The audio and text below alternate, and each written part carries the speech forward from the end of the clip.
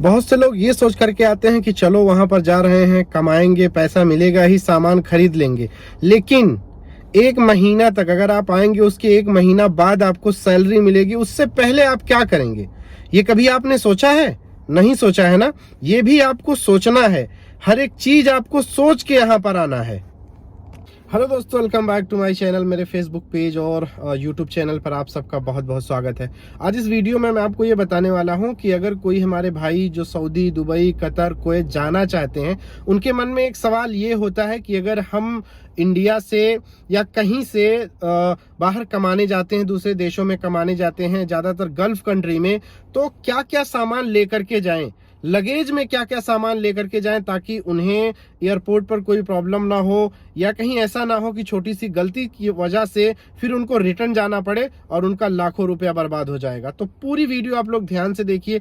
एक एक पॉइंट मैं आपको इस वीडियो में बताने वाला हूं कि आप अपने साथ क्या क्या चीज लेकर के यहाँ आ सकते हैं।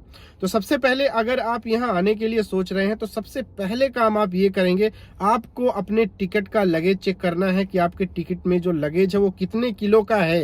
हैंडबैग तो 7 ही किलो का होता है, उसमें कोई प्रॉब्लम नहीं है। लेकिन लगेज जो इंडिया से आने वाला होता है, यानी दुबई, कतर, कुवैत, इस जगह पर वो 20 या 30 दो ही होता है। तो ये आपको सबसे पहले ध्यान में रखना है कि आपका 20 किलो है या 30 किलो है, उसके हिसाब से आपको अपना सामान खरीदना है।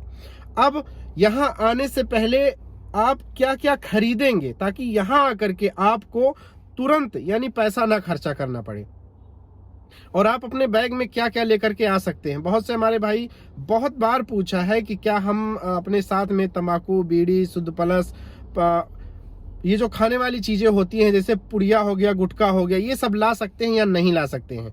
तो सबसे पहले इसके लिए मैं बता दूं कि इसका एक लिमिट होता है कि इतने लिमिट तक अगर आप लाएंगे तो आपको कोई प्रॉब्लम नहीं होगा। जब मैं यहाँ पर आया था तो मैंने अपने साथ में, हमारे कुछ यार दोस्त जाने वाले थे, उनके लिए मैं कुछ लेकर के आया था।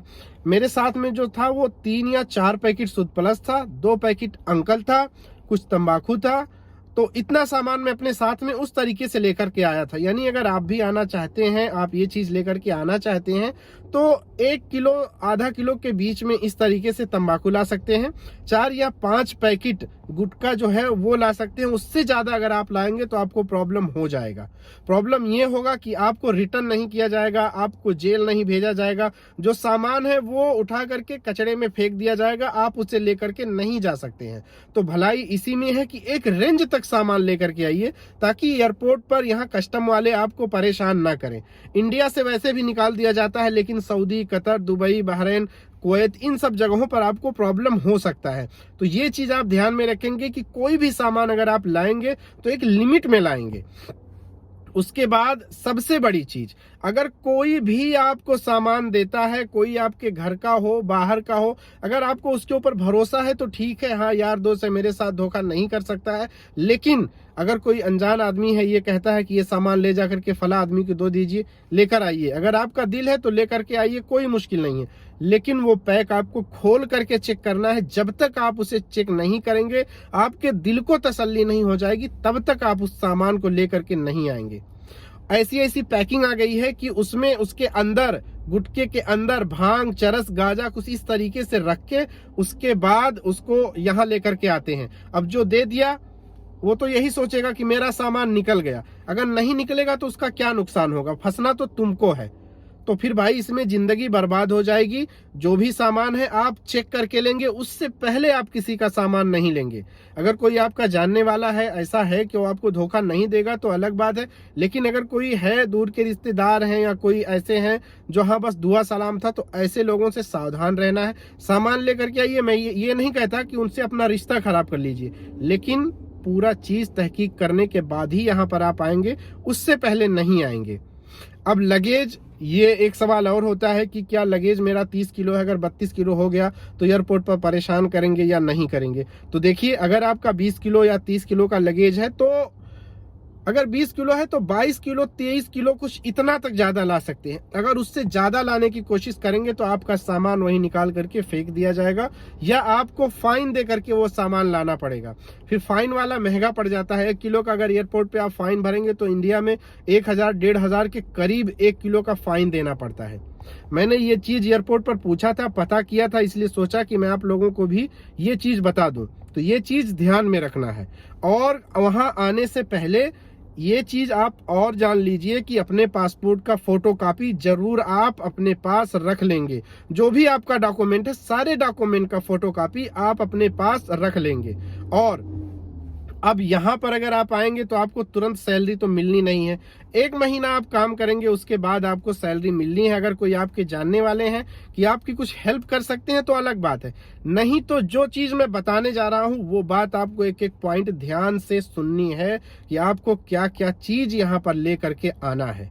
जो आप डेली यूज करते हैं सामान, जैसे ब्रश हुआ, मंजन हुआ, साबुन हुआ, बंडी हुआ, अंडरवेयर हुआ, टी शर्ट हुआ, कपड़ा हुआ, तो इस हिसाब से आप किस हिसाब से चीजें इस्तेमाल करते हैं। मैं अपनी बात बताऊं कि मैं अपने साथ में क्या लेकर के आया था, उसी हिसाब से आपको भी अंदाजा हो जाएगा। तो मैं जो लेकर के आया था 6 पीस नहाने वाला साबुन इंटरनेशनल जो लेक्स होता है वो लेकर के आया था, 6 पीस ब्रश लेकर के आया था, 12 पीस जो जीभ साफ करने वाला होता है वो लेकर के आया था, 25 टी शर्ट लाया था, 7 जींस लेकर के आया था, 4-5 शर्ट लेकर के आया था, और दवा लेकर के आया था, दर्द की दवा, बुखार की दवा, खांसी की दवा, क्योंकि यहाँ दवाएं जो होती हैं वो महंगी मिलती हैं। और अगर आपके पास साधन नहीं है तो हॉस्पिटल तक जाने में बहुत प्रॉब्लम होता है। इसलिए जो बेसिक दवाई होती है वो आप अपने साथ जरूर लेकर के आएंगे, ताकि यहाँ आपको किसी भी तरीके की कोई परेशानी ना हो। अगर सर दर्द हुआ, बुखार हुआ, तो आप अपनी दवाई ले करके आप खुद ही खा सकते हैं,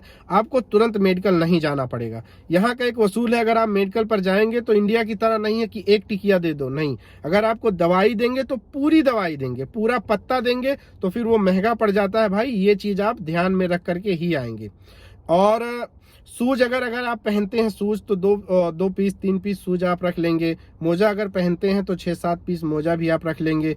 ये चीज मैं इसलिए बता रहा हूं क्योंकि यहाँ आपको पहुंचते ही कोई चीज खरीदना ना पड़े। मुझे लगभग 6 या 7 महीना हो गया, यकीन मानिए अभी तक मैंने कुछ भी नहीं खरीदा है, ना कपड़ा खरीदा, ना जींस खरीदा, सिर्फ 1 पीस शूज खरीदा सा। मैं 3 पीस शूज लेकर के आया था, लेकिन 1 पीस मेरा खराब हो गया, इसलिए मैं 1 पीस और खरीद लिया हूँ।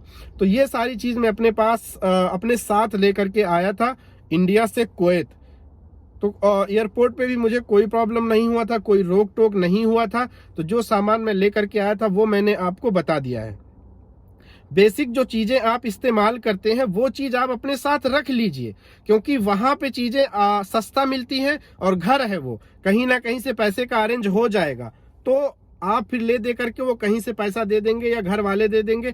आपको यहाँ आकर के अगर कर्जा लेना पड़ेगा तो वो सर पे एक बोझ जैसे रहेगा कि मैं उनका पैसा लिया हूं, कैसे दूंगा, कब दूंगा।